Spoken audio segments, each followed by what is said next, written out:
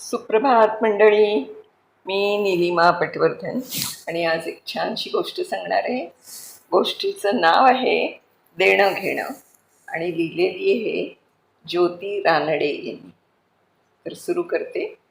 क्षमाचं लग्न हल्लीच्या पद्धतीने नाच गाण्यात पार पडलं.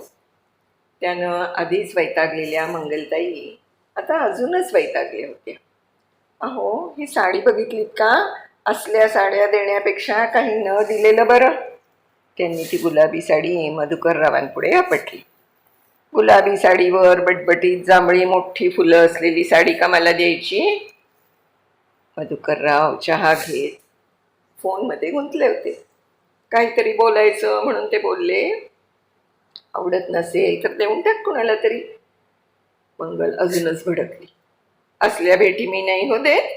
द्यायचं ते उत्तम द्यावं. बघाच आपल्या सुरुचीच्या लग्नात मी कशा भेटी निवडते ते. अहो, नचिकेत देखील वडिलांना बोलला ना, भाकड गाय भेट म्हणून देऊ नका म्हणून. मंगल, आता कठोपनिषद या जगाच्या सामान्य व्यवहारात आणू नकोस. जन्म मृत्यू समजून घेणाऱ्या नचिकेताचं उदाहरण कशाला? आणि त्यांना ही साडी उत्तम वाटून त्यांनी दिली असली तर? ते आणखी काही बोलणार तेवढ्यात क्षमाच्या आईचा फोन आला.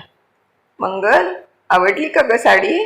तुला गुलाबी रंग आवडतो ना, म्हणून मुद्दाम घेतली. हो हो, आवडली ग. तू घे विश्रांती, करेन मी तुला 4 दिवसांनी फोन. मंगलताईंनी आपली नावड कळू नये म्हणून फोन बंद केला. कुणाला बाई देणार असली साडी बटबटीत फुलांची? त्यांना राहावे ना, म्हणून त्यांनी साडीचा फोटो काढून लेकीला पाठवला. मम्मा, मस्त आहे साडी, गॉट टू गो. लेक काहीतरी घाईत खरडून पळाली आणि मंगलताई कामाला उठले. 4 वाजता 2 मैत्रिणी यायच्या होत्या. त्यांनी बटाटे वडा करायला घेतला. मटार घातलेला पुलाव तयार होता. टोमॅटोचं सार करून झालं होतं. 4 वाजता शांती आणि सुजाता आल्या. त्या क्षमाच्या लग्नात भेटल्या होत्या, पण गडबडीत बोलणं झालं नव्हतं. छान झालं नाही क्षमाचं लग्न? मंगलताईंनी विषय काढलाच. हो, फारच छान, शांती म्हणाली. पण मंगलताई ज्या पणची वाट बघत होत्या तो पण काही पुढे आला नाही. पुलाव, सार, बटाटे वड्याची डिश समोर ठेवत त्यांनी गुलाबी साडी समोर ठेवली. ही मला आलेली भेट.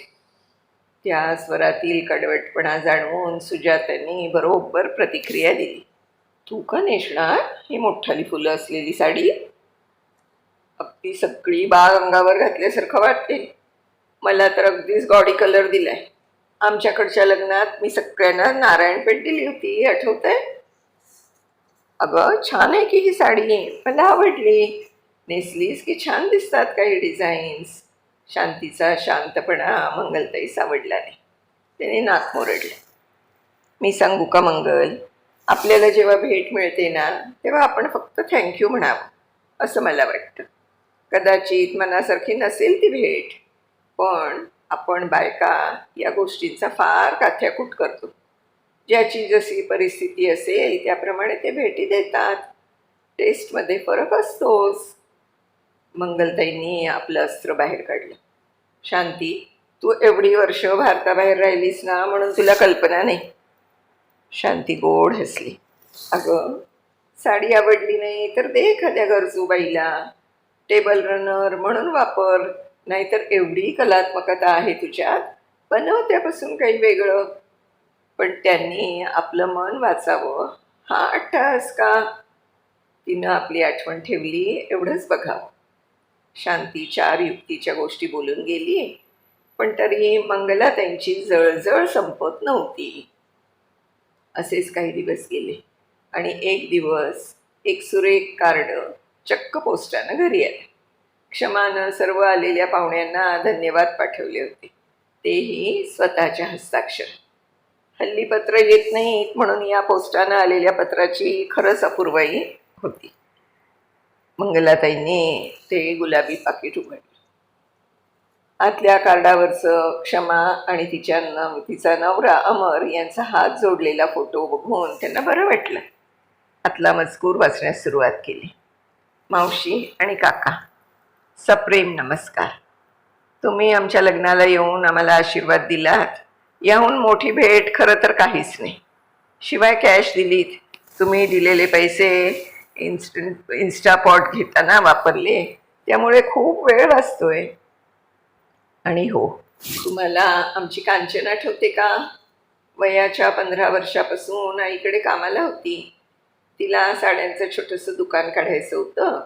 अमरनं आणि मी तिला एक गाळा घेण्यास थोडी मदत केली.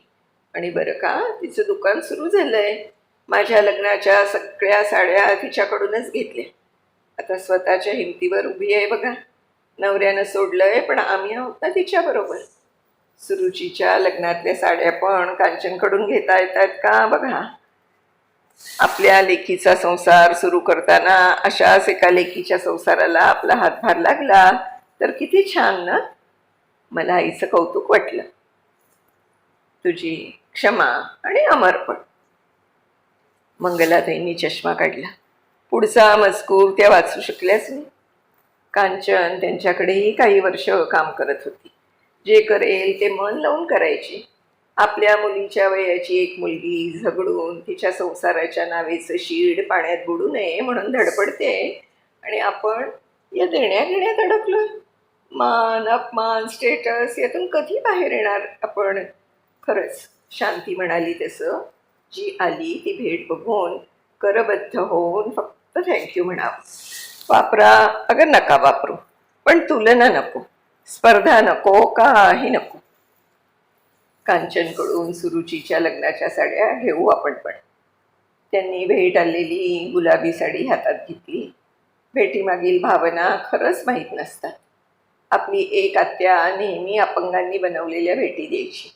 त्या भेटी अगदी उत्कृष्ट नसतील, पण ज्यांनी बनवल्या त्यांना केवढा आनंद व्हायचा. पण माणूस नेहमी स्वतःच्या विचारात रमलेला असतो. भेटींना आपले मान सन्मान चिकटवण्यात मग्न असतो. आपणही त्यातल्याच. त्यांनी गुलाबी साडीकडे परत बघितलं, त्यावरून हात फिरवला. कांचनचे कष्ट, अश्रू आणि कृतज्ञतेत भिजलेली गुलाबी साडी आणि त्यावरील जांभळी फुलं फारच सुरेख दिसत होती. खरंच ज्योतिताई, खूप सुंदर पोस्ट आहे. मला खूपच आवडली. आणि माझं पण स्वतःचं असंच मत आहे की कोणी जेव्हा आपल्याला काही भेट देतं ना, तेव्हा त्या शांतीने सांगितल्यासारखं आपण थँक्यू म्हणावं. त्यांच्या भावनांचा आपण आदर करावा, कारण त्यांनी ती वस्तू आपल्याला प्रेमाने दिलेली असते. तर त्या भावना आपण ओळखाव्यात. आपल्याला आवडो अगर न आवडो, त्याचा जसा आणि जिथे जमेल तसा उपयोग करावा, पण नावं नक्कीच ठेवू नयेत.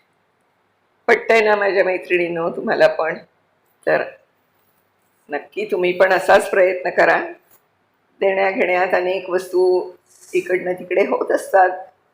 कधी चांगल्या वाटतील आपल्याला, कधी नाही पण आवडणार, पण देणाऱ्याच्या भावनांचा विचार करा नक्की.